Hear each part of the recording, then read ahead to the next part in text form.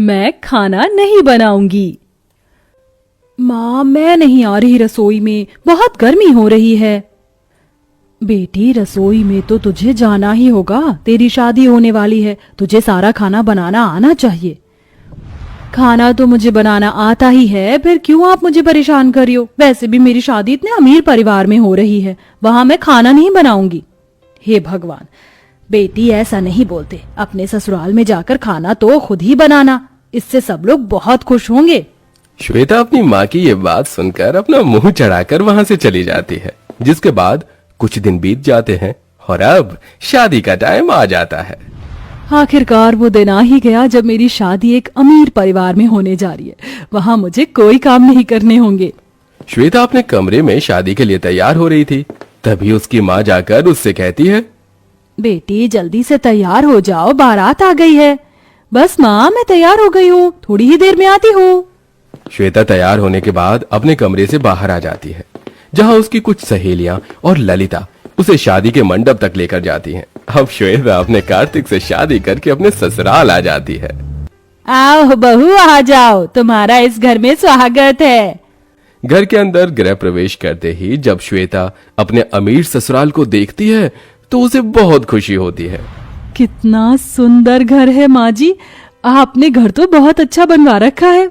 हाँ बहू, इस घर को कार्तिक ने अपनी पसंद से बनवाया है। चलो तुम यहाँ बैठो, मैं तुम्हारे खाने के लिए कुछ मंगवाती हूँ।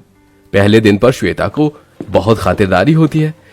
उसके खाने के लिए बहुत सारी वैरायटीज का खाना मंगवाया जाता है। माँ जी, इतना सारा खाना, वो भी मेरे लिए? हमारे परिवार में बहू के पहले दिन पर उसकी बहुत सेवा करती हैं, क्योंकि उसके बाद तो बहू पूरे घर की सेवा करती है। अच्छा अच्छा, पहले ही जताया जा रहा है कि आज इन्होंने मुझे बनाकर खिलाया है, तो अब कल से मैं इन्हें बनाकर खिलाऊंगी। ऐसा बिल्कुल नहीं होगा, मैं खाना नहीं बनाऊंगी। इस तरह श्वेता सोच रही थी कि तभी मोनालिका उसे खाना खाने के लिए कहती है। खा लो बहू खाना, क्यों शर्मा रही हो? जी माँ जी, खा रही हूँ। खाना खाने के बाद मोनालिका श्वेता को उसके कमरे में ले जाती है, जहाँ श्वेता थोड़ा आराम करती है।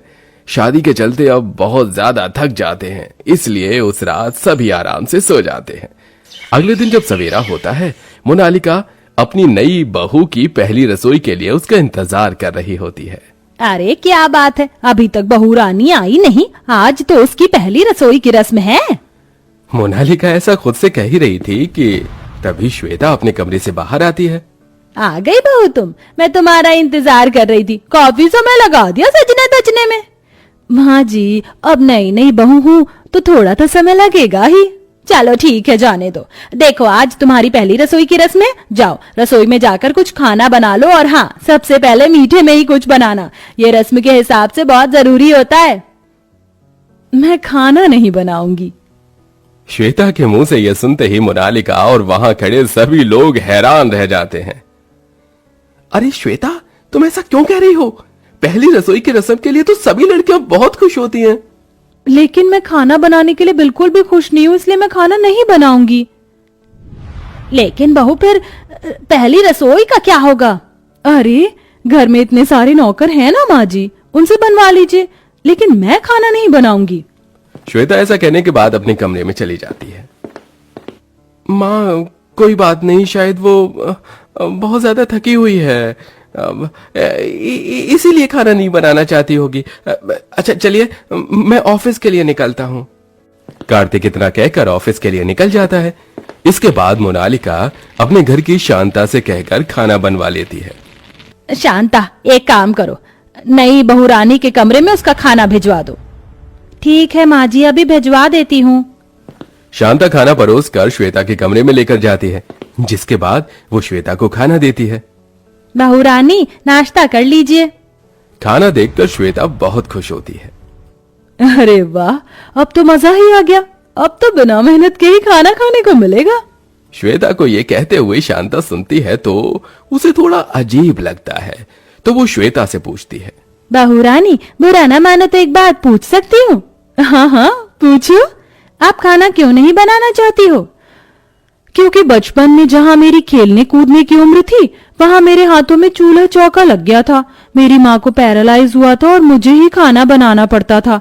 मेरी शादी के 2 से 3 साल पहले ही मेरी माँ का इलाज हुआ था और वो ठीक है अब। लेकिन इस दौरान मैं खाना बनाने से बहुत ज्यादा ऊब गई हूँ और अब मैं खाना बिल्कुल नहीं बनाना चाहती। शांता ये सुनकर चुपचाप वहां से चली जाती है। इसी तरह अब रोजाना श्वेता को कोई भी खाना बनाने के लिए कहता तो वो सबको एक ही बात कहती, मैं खाना नहीं बनाऊंगी। ओहो, आज तो शांता आई नहीं, उसकी तबीयत खराब है शायद। फिर आज बहू ही अपने हाथों का कुछ बनाकर खिला ही दे, एक बार पूछ ही लेती हूँ। मोनालिका श्वेता के पास जाती है। बहू, आज शांता काम पर नहीं आई है, उसकी तबीयत खराब है, तुम खाना बना लोगी? मैं खाना नहीं बनाऊंगी। लेकिन बहू। माँ जी, मैंने कहा ना, मैं खाना नहीं बनाऊंगी। मोनालिका ये सुनकर चुपचाप श्वेता के कमरे से बाहर आ जाती है, जिसके बाद वो खुद ही रसोई में जाती है और खाना बनाने लगती है। लो जी, कर लो बात। बहू होने के बाद भी रसोई में मुझे खड़ा होना पड़ रहा है। ये कैसा नसीब है मेरा, पता नहीं बहू के हाथों का खाना कब नसीब होगा। रसोई में खाना बनाते बनाते मोनालिका को एक आइडिया आता है। अगर मैंने कुछ नहीं किया तो बहू इसी तरह फायदा उठाएगी। एक काम करती हूँ, बहू को घर में अकेला छोड़ देती हूँ 2 दिन के लिए। कार्तिक के साथ अपनी बहन के घर होकर आती हूँ। मोनालिका ऐसा सोचकर अपने बेटे को मना लेती है और उसे अपने साथ अपनी बहन के घर ले जाती है। अब घर में श्वेता अकेली रह जाती है। अरे, आज घर में एक भी नौकर नहीं आया, अब खाना कौन बनाएगा? माँ जी भी नहीं है, कार्तिक जी भी माँ जी के साथ ही गए हुए हैं। सुबह का वक्त होता है। श्वेता को भूख लगने लगती है। वो रसोई में जाती है और यहाँ वहां देखने लगती है। अरे, बहुत जोर से भूख लग रही है, खाने को भी कुछ नहीं है, अब मैं क्या करूं? श्वेता को खाने को कुछ नहीं मिलता। वो चुपचाप वापस अपने कमरे में आ जाती है। सुबह से दोपहर हो जाती है, उसे फिर से भूख लगने लगती है। मुझे तो भूख लग रही है, रसोई में जाती हूँ। श्वेता रसोई में जाती है। अब मैं क्या करूं? खाना तो है ही नहीं, अपने लिए क्या बनाऊं? श्वेता अपने लिए खाना बनाने की कोशिश करती है, लेकिन खाना तो बनाना बहुत दूर की बात, वो रसोई में गैस जलाना भी भूल चुकी थी। इतने समय से मैंने कुछ बनाया ही नहीं, मैं तो खाना बनाना ही भूल गई। अब क्या बनाऊं, कैसे बनाऊं, कुछ समझ नहीं आ रहा। श्वेता दोपहर में फिर से रसोई से वापस अपने कमरे में आ जाती है और सो जाती है। शाम को जब वो उठती है तो उसको बहुत तेज भूख लगती है और फिर से रसोई में वो जाती है, लेकिन हर बार की तरह इस बार भी वो कुछ नहीं बना पाती, जिसके चलते वो भूख के मारे वहीं बेहोश हो जाती है। उसी वक्त कार्तिक और मोनालिका घर लौट आते हैं। अरे बहू बहू बहू, ये क्या?